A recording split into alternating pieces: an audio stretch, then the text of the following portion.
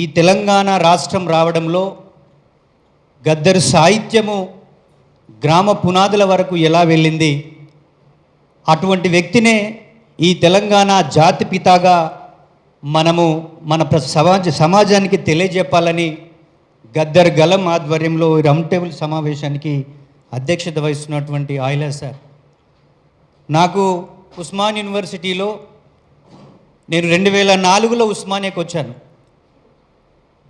ఆ రోజుల్లో నేను కంచాయిలే సార్ అంటే ఎలా ఉంటాడు అని చెప్పేసి అని మేము వెతుకుతుండేవాళ్ళం. ఒకరోజు క్లాస్కి పోయి బయటకు వస్తుంటే ప్యారగన్ చెప్పులు ఒక సంచితో బయటకు వస్తూ కుమార్ అన్న చెప్పిండు, గీరనే ఆయిలే సార్ అని. అరే ఇంత సింపుల్గా ఉన్నాడు ఏందన్నా, ఇంత సింపుల్గా ఉన్నాడు కానీ పుస్తకాలు చాలా పెద్ద ఎత్తున రాశాడని చెప్పేసి అని మేము అట్లా పరిచయం అయ్యాము. నేను వచ్చిన సంవత్సరమే నూతన విద్యార్థుల సమావేశానికి నేను విద్యార్థి నాయకుడిగా అధ్యక్షుడిని గద్దర్ అన్నను కంచాయిల సారు ఆ మీటింగ్కి వాళ్ళు ముఖ్య అతిథులుగా వచ్చారు.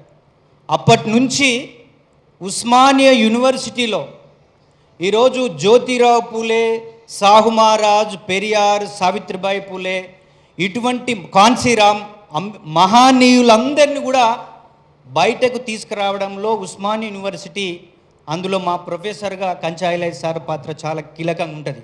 చాలామందికి ఆయన పెట్టే డిబేట్స్, డిస్కషన్స్ కొంతమందికి అర్థం కావాలంటే ఒక 4-5 సార్లు ఆయన వీడియోస్ వింటే ఆయన మాట్లాడితే అర్థమవుతుంది. అంటే భవిష్యత్తుని ఊహించి సమయాన్ని, సందర్భాన్ని బట్టి రేపు ఎలా జరగబోతుందో సుదీర్ఘమైనటువంటి అనుభవం ఉన్నటువంటి ఆయిలే సార్ లాంటి వాళ్ళు ముఖ్యంగా ఈ మన గద్దర్ గలం డిస్కషన్ని 100% మేమందరం కూడా మద్దతు తెలపడమే కాదు, మనమందరం కూడా తెలంగాణలో ఇక్కడ చాలామంది గాయకులు వచ్చారు, చాలామంది మేధావులు వచ్చారు, వాళ్ళందరిపైన గద్దర్ అన్న ప్రభావం ఉంది.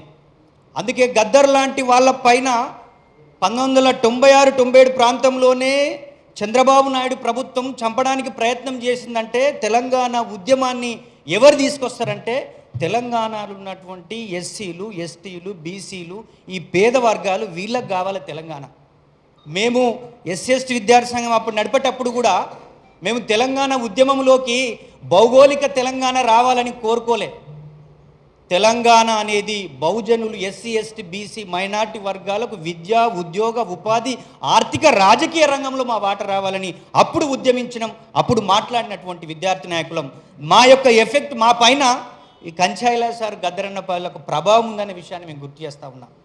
గద్దరన్న ఉస్మానియాకు ఏ మీటింగ్కి వచ్చినా భాస్కర్ ఉస్మానియా యూనివర్సిటీలో ఏంటి అనాలిసిస్ అని చెప్పి అడుగుతుండేటువంటి వాడు. మీటింగ్ అయిపోయిన తర్వాత ఇంటికి వెళ్ళిన తర్వాత ఆయిలే సార్ ఏమనేవాడంటే, భాస్కర్ మనోళ్ళు ఏదో అప్పుడు సమస్య వచ్చినప్పుడు ఇమీడియట్గా ఉరికిపోయి కొట్లాడడం, రాళ్ళేయడం ఇట్లాంటిది కాదు, రాయగలిగే వాళ్ళను, మాట్లాడగలిగే వాళ్ళను, భవిష్యత్తులో ఈ తెలంగాణ రాజకీయ ముఖ చిత్రాన్ని మార్చగలిగే నాయకత్వం రావాలని మమ్మల్ని ట్రైన్ చేసినటువంటి వాళ్ళు వీళ్ళు. తప్పకుండా ప్రజాయుద్ధన ఒక గద్దర్ అన్న కొన్ని లక్షల కిలోమీటర్లు వెళ్ళాడు, అన్ని పార్టీలను కూడా ఏకం చేశాడు. ఆర్ఎస్ఎస్ నుంచి ఆర్ఎస్యు వరకు అందరి పార్టీల మెట్లు ఎక్కినటువంటి వాడు, అందరి దగ్గరికి వెళ్ళి తెలంగాణ ఆవశ్యకత గురించి చెప్పినటువంటి వాడు.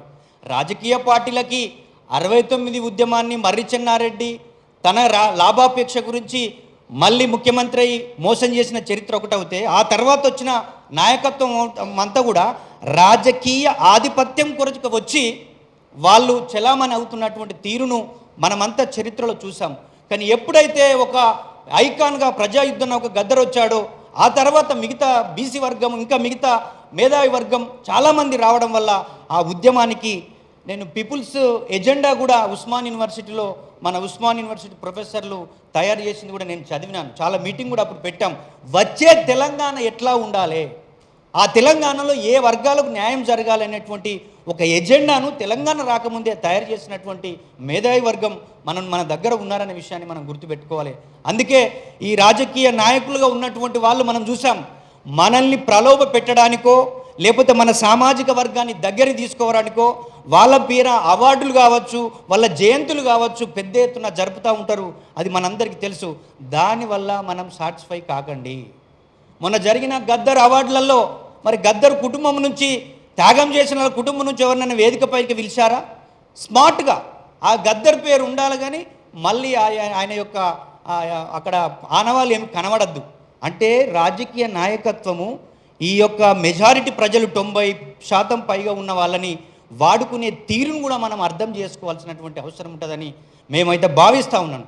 నిజంగా 100% ఈ తెలంగాణ జాతిపిత ఎవరంటే గద్దరు అని చెప్పేసి అని మన రౌండ్ టేబుల్ నుంచి మనం అందరం మద్దతు తెలియజేయాల్సినటువంటి అవసరం ఉంది. ఎందుకంటే ఆయన రాసిన సాహిత్యము దళిత వర్గాల నుంచి బాధలు రాశాడు, చెత్తకుండి మీద రాశాడు, చీపురు గట్ట మీద రాశాడు, కార్మికుల మీద రాశాడు, కర్షకుల మీద రాశాడు, కులవృత్తులున్న బీసీ కులాల మీద రాశాడు. ఆయన సృష్టించినటువంటి అంశం లేదని నేనైతే భావిస్తూ ఉన్నా. ఆయన ముట్టుకొని ఆయన రాయనటువంటి విభాగం లేదని నేనైతే భావిస్తూ ఉన్నా. ఆయనకున్న గొప్పతనం ఏంటంటే ఆయన ఓన్లీ వాగ్గేయకారుడే కాదు, అద్భుతమైనటువంటి రాయగలిగే స్కిల్ ఉన్నవాడు, బహుభాషల్లో ప్రావీణ్యుడు, ఏ భాషలోనైనా పాడగలిగేటువంటి జ్ఞానం ఉన్నటువంటి వాడు. ఆయన ఎక్కడి నుంచి మొదలై తన సుదీర్ఘమైనటువంటి జీవితంలో ఈ తెలంగాణ గురించే ప్రాణతర్పణం చేసినటువంటి గొప్ప వ్యక్తి. ఎందుకంటే 6 బుల్లెట్ గుళ్ళు మనం ఒక ఉద్యమంలోకి వెళ్ళి ఒక్కరోజు లాఠీ దెబ్బలు తింటేనే నేను బోన్రా నాయన వాడు పుల్లు కొట్టిండని చెప్పేసి ఇంట్లో ఉండే విధంగా ఉన్న వాళ్ళు ఈరోజు 6 బుల్లెట్ గుళ్ళు తీసుకున్న ఈ తెలంగాణ సమాజం కోసం, ఈ తెలంగాణ రాష్ట్రం కోసం, ఆ తెలంగాణ రాష్ట్రంలో అన్ని వర్గాలకు న్యాయం జరగాలని పోరాడినటువంటి, త్యాగం చేసినటువంటి వ్యక్తి. నిజంగా ఆయన పైన పెద్దలు ఆయలా సార్ ఒక డిబేట్ పెడుతున్నారంటే అది నిజంగా భవిష్యత్ తరాలకి కూడా ఒక ఆదర్శవంతంగా ఉండాలి. ఈ తెలంగాణ రాజకీయ ముఖ చిత్రాలు కూడా మారాలి.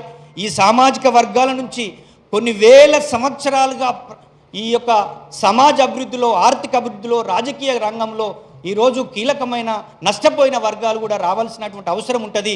అందుకే తెలంగాణ జాతిపిత ప్రజాయుద్ధ నౌక గద్దర్ అనే విషయంలో ఎవ్వరికి భేషాజాలు ఉండాల్సినటువంటి అవసరం లేదు.